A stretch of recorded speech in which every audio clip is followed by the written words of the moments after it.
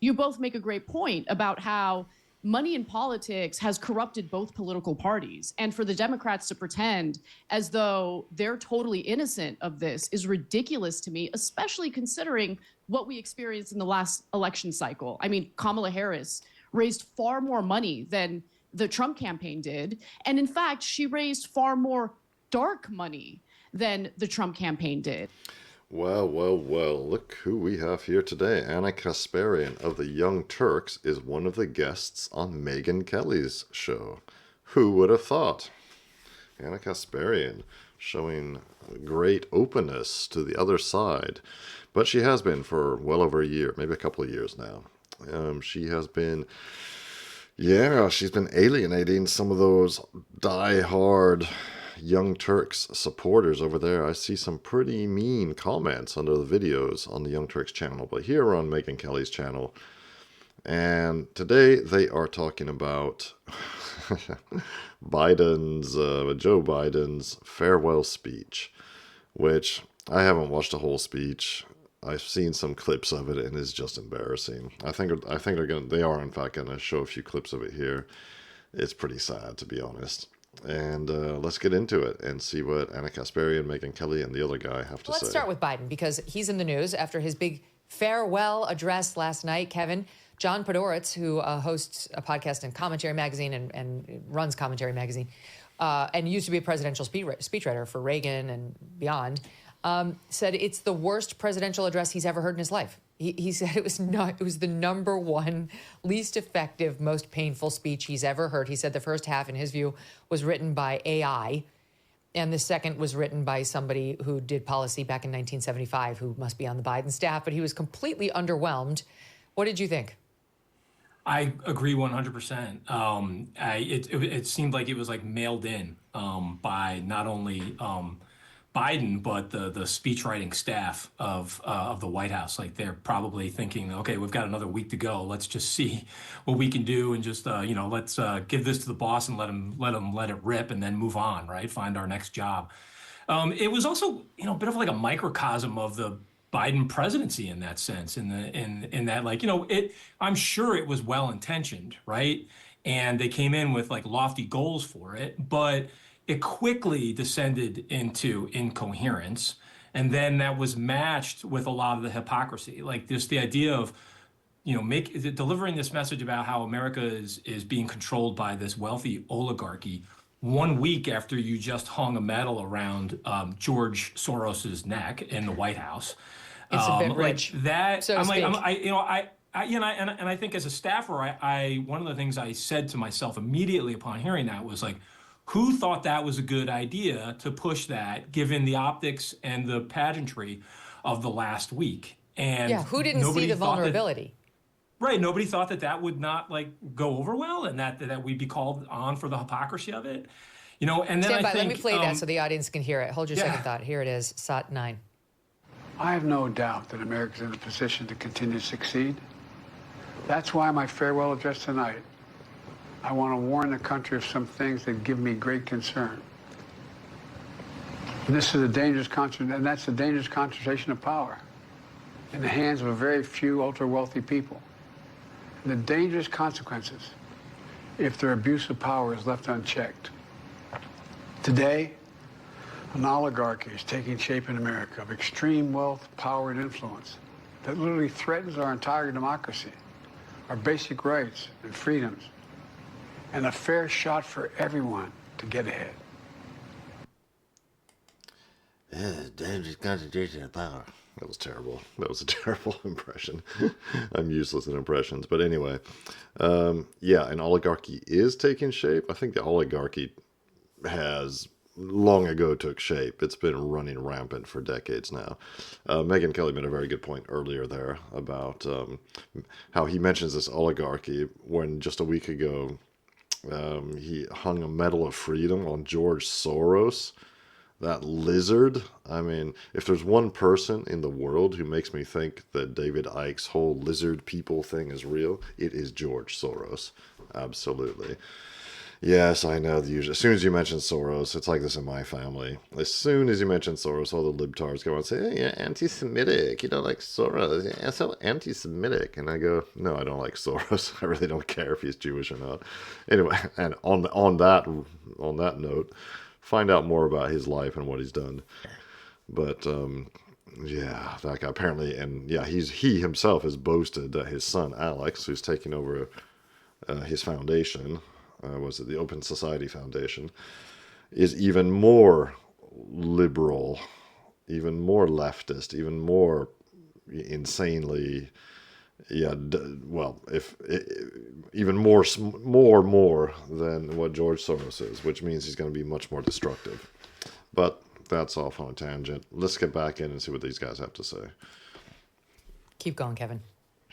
So, here we are where, that they just spent an election where they tried to frame everything as this pivot point for American democracy.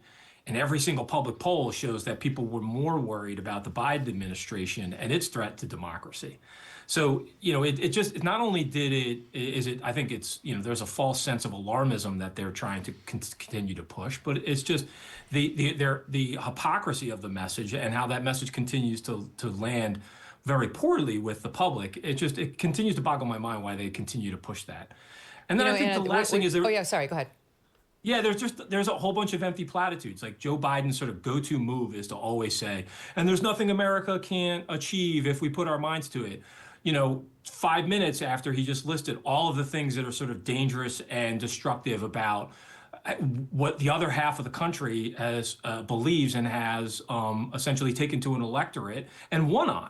So I just, and like the last thing I'd say is like, it was 15 minutes long. Most of the people that I talked to about it when I asked their reaction said they didn't even get their way through it. Now that's a 15-minute speech that people couldn't sit through.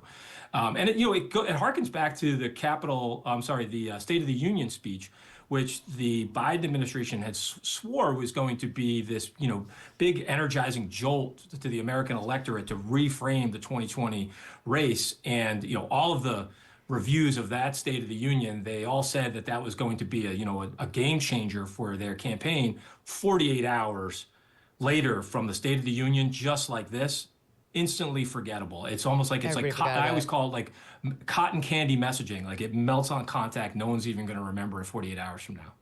Well, I mean, your hips remember the cotton candy, so there's that distinction. Here's one of the things, the galling things. Kevin mentions, George Soros. There's a very long list of billionaires on both sides that make donations, but it's 2-1 Dems to Republicans. It's the Democrats definitely outweigh the Republicans when it comes to billionaire donors, to the point where you may remember this moment too. During the Kamala Harris campaign, she went on with Stephen Colbert, and they had this moment. There are quite a few billionaires who support you. You Yes. are from Northern California, after all, Right. where they grow them in fields out there. Who's your favorite billionaire? Because we all have a favorite billionaire. On 3. 1, 2, 3. Oprah. I'm sorry. I claimed Oprah. You can't take her now. I mean, like, Oh my God, the cringe. Oh, the cringe of American late night TV hosts. To be fair, Stephen Colbert is actually funny. I think he's funny. He's an intelligent guy and all that, but I mean, he's not as bad as, say, Jimmy Kimmel or anything. But Jesus, the cringe. And do you remember, I guess it was later in the Kamala Harris's campaign, where they thought this was a good idea to boast about how many billionaires they had donating to them. Remember that? I was flabbergasted when I saw that. I mean, I was happy because I thought, well, this is going to push away a lot of potential voters, and it probably did.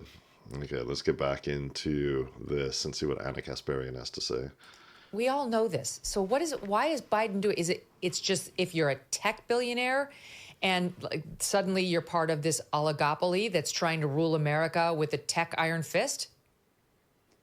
I mean, honestly, I agree with the message that Biden was trying to put out there in this speech, which I also agree. I had a difficult time getting through it. It was kind of boring for me. So I got through maybe 25%, tried to watch it multiple times, could not get through it.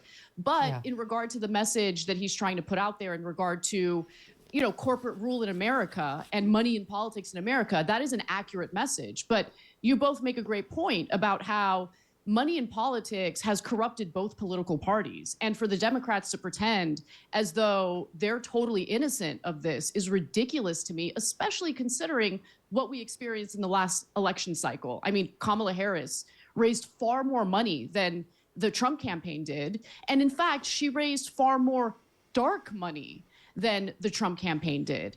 And then she moved forward in essentially squandering all of that money. And I think this past election really shows the kind of grift that exists within our election cycles, because that money gets spent with all these consultants and all these various, PR groups, and the amount of money they charge for their services, which have proven to be a failure in this past election cycle for the Democrats, is absolutely outrageous.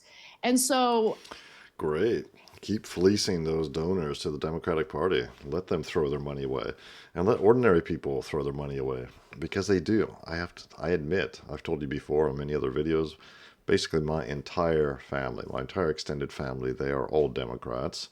They're all liberals or progressives or leftists of some stripe. And some of them actually volunteer for the Democratic Party during campaigns. They volunteer their free time to, God knows why, to work for the Democratic Party, I don't know exactly what they do, maybe doing cold calling or stuffing envelopes. I have no idea. But yeah, well, whatever. If that's, we don't talk about it anymore. Because we can't talk politics in my family. It's a no-go zone. But my point is, I hope those donors keep donating, and I hope the ordinary people keep donating and realize that these guys are absolute monsters. Now, again, the Republicans are, they got a lot of work to do to get my support. I don't support Republicans at all, but it's a two-party game in America, so that's just the way it goes. If you're not supporting one, you're supporting the other, basically. Who knows what could happen, though? Anything's possible. Maybe a third party will take off and one of the main parties will die. Could happen. I'm sure it's happened before. Anyway, let me know what you think about all that. I just thought it's, kind of fun to...